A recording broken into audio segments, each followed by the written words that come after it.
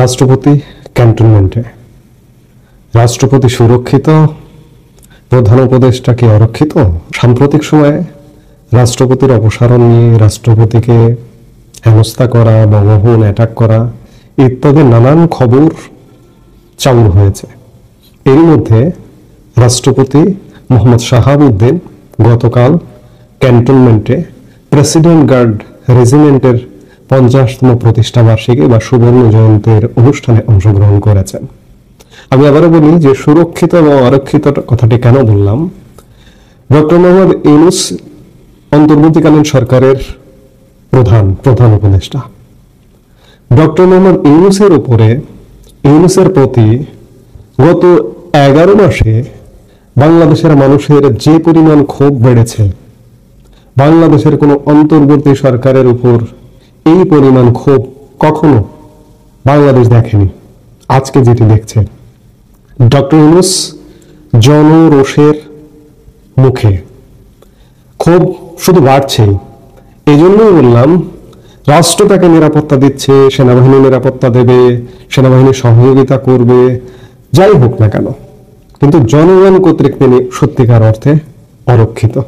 এই জন্য শিরোনামটি এইভাবে বললাম। আর যেটি কথা যে প্রেসিডেন্ট গার্ড রেজিমেন্টের অনুষ্ঠানে মহামান্য রাষ্ট্রপতি অংশগ্রহণ করেছেন, এটি নিঃসন্দেহে আসার কথা। আমাদের সাংবিধানিক প্রতিষ্ঠান, মর্যাদার প্রতিষ্ঠান বঙ্গভবন এবং রাষ্ট্রপতি তো শুধুমাত্র একটি ব্যক্তি নন, এটি প্রতিষ্ঠান হয়ে ওঠেন। সেই জায়গায় রাষ্ট্রপতির অবমাননা মানে বাংলাদেশের অবমাননা। সাম্প্রতিক সময়ে বাংলাদেশে এই ধরনের চর্চাগুলোই হচ্ছে, রাষ্ট্রপতিকে অবমাননা। বিগত 11 মাসে রাষ্ট্রপতিকে গৃহবন্দী করে রাখা হয়েছে। রাষ্ট্রপতি নিয়মিত কিছু রাষ্ট্রীয় দিবস ছাড়া গত 11 মাসে আসলে বেরই হতে পারেননি। বিজয় দিবস, শহীদ বুদ্ধিজীবী দিবস, 21শে ফেব্রুয়ারি ভাষা দিবস, আন্তর্জাতিক মাতৃভাষা দিবস এবং 26শে মার্চ আমাদের স্বাধীনতা দিবস, এই দিবসগুলোর ফরমালিটিস পূরণ করবার জন্যই শুধুমাত্র রাষ্ট্রপতি গত 1 বছরে বের হয়েছিলেন। এমনকি 2 ঈদের নামাজও রাষ্ট্রপতিকে তার বঙ্গভবনের বাইরে বের হতে দেওয়া হয়নি। সেই জায়গায় রাষ্ট্রপতি একটি রাষ্ট্রীয় অনুষ্ঠানে অংশগ্রহণ করেছেন, এটি নিঃসন্দেহে ইতিবাচক।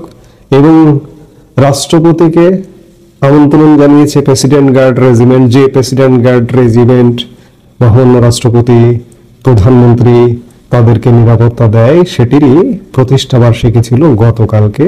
সেই প্রতিষ্ঠা বার্ষিকীর অনুষ্ঠানে অংশগ্রহণ করাটা বড় কথা। এবং রাষ্ট্রপতির প্রতি সামরিক বাহিনীর যে আস্থা, রাষ্ট্রপতির প্রতি যে আনুগত্য, সামরিক বাহিনীর প্রত্যেকটি অফিসার, নবীন অফিসার যখন ভাটিয়ারিতে ট্রেনিং নেন, তার ট্রেনিং সমাপনীতে রাষ্ট্রপতির প্রতি আনুগত্য, সংবিধানের প্রতি আনুগত্য, রাষ্ট্রপতিকে সুরক্ষা, সংবিধানকে সুরক্ষা দেবার শপথ নেন। এখন পর্যন্ত বাংলাদেশের সেনাবাহিনী সেই জায়গায় স্থির আছে। এটি আরেকবার আজকে যে জুলাই মাসে অস্থিরতা পরিকল্পনা করছে হায়ানারা, যে আগস্ট মাসে অস্থিরতা পরিকল্পনা করছে হায়ানারা, সেই জুলাই মাসের 7 জুলাই মহামান্য রাষ্ট্রপতি প্রেসিডেন্ট গার্ড রেজিমেন্টের অনুষ্ঠানে অংশগ্রহণ করেছেন।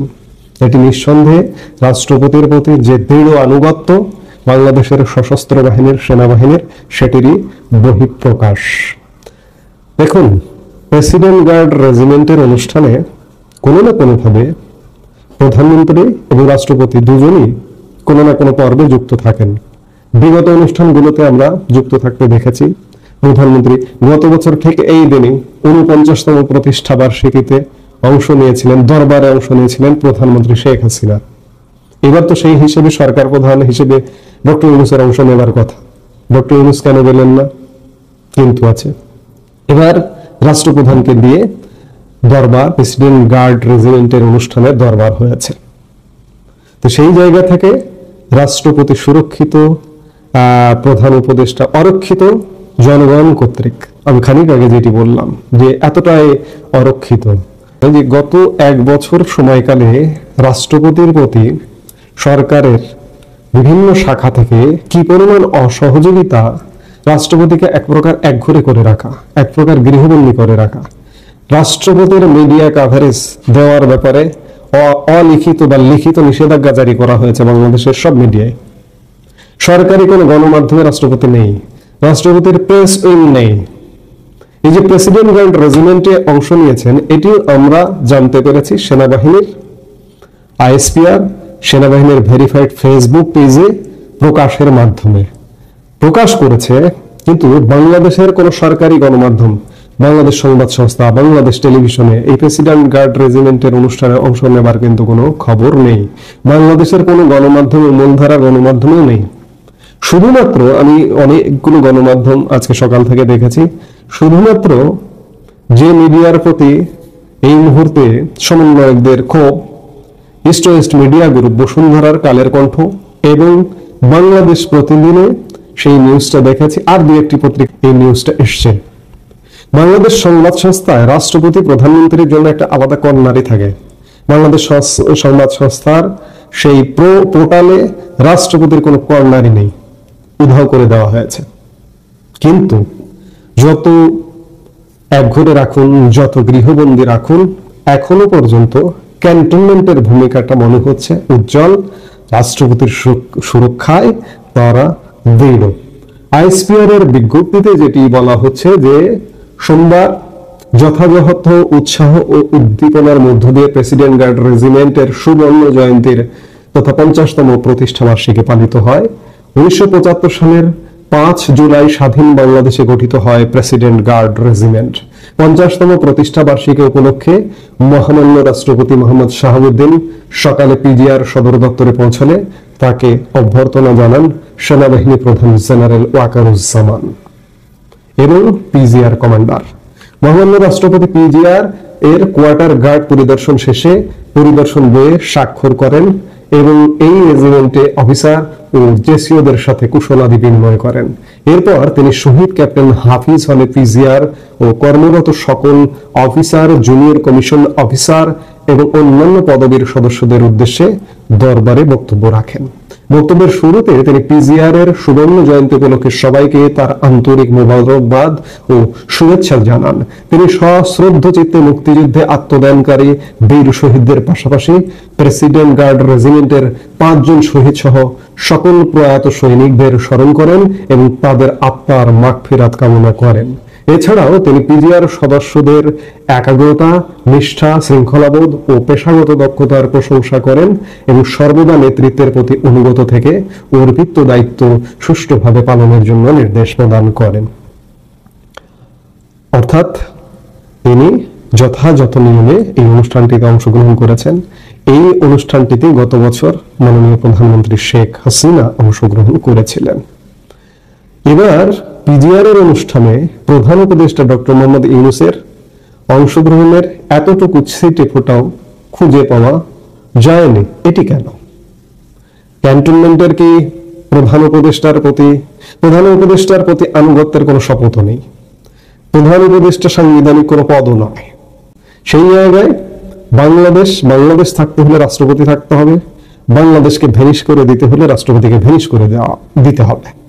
আজকে হায়নারা যে পরিকল্পনা করেছে, সেই পরিকল্পনার সেই আশায় গড়িয়ে বালি যে এটি আমরা আশাবাদী হতেই পারি, আমরা আশা করতেই পারি, আশা করব, স্বপ্ন দেখব শেষ পর্যন্ত। আমি শেষ বিচারে এটি বলতে চাই যে এই প্রেসিডেন্ট গার্ড রেজিমেন্টের অনুষ্ঠানে অংশগ্রহণ করেছিলেন 7 জুলাই প্রধানমন্ত্রী শেখ হাসিনা। ঠিক 1 মাসেরও কম সময় পরে 5 অগাস্ট তার পতন হয়েছিল। এবার কি রিভার্স ঘটনা ঘটবে? এবার প্রধান উপদেষ্টা ডক্টর মোহাম্মদ ইউনূস অংশগ্রহণ করেননি প্রেসিডেন্ট গার্ড রেজিমেন্টের অনুষ্ঠানে, তাকে নিশ্চয়ই আমন্ত্রণ জানানো হয়নি ক্যান্টনমেন্ট থেকে, যার দরুন তিনি অংশগ্রহণ করেননি। এবার কি হচ্ছে? এবার কি 1 মাসের মধ্যে প্রধান উপদেষ্টার পতন ঘটবে? যাই হোক, যেটি হোক না কেন, জনগণ দ্বারা ইতিমধ্যেই ডক্টর ইউনূস অরক্ষিত হয়ে পড়েছে এবং প্রেসিডেন্ট শাহাবুদ্দিন সুরক্ষিত। জনগণেরও তার প্রতি যথেষ্ট আস্থা আছে, বিশ্বাস আছে, সুরক্ষা আছে। সামরিক বাহিনী তার প্রতি আস্থা আছে, সুরক্ষা আছে, আনুগত্য আছে। এখন পর্যন্ত প্রধান উপদেষ্টা ডক্টর মোহাম্মদ ইউনূসের প্রতি জনগণের অনাস্থা থাকলেও সেনাবাহিনী এখন পর্যন্ত নিরাপত্তা দিয়ে যাচ্ছেন, কিন্তু শেষ পর্যন্ত এতটা অযোগ্য, এতটা অদক্ষ, এতটা ব্যর্থ সরকারকে কতক্ষণ নিরাপত্তা দেবেন, সুরক্ষা দেবেন, সেটি বড় প্রশ্ন হয়ে দেখা দিয়েছে।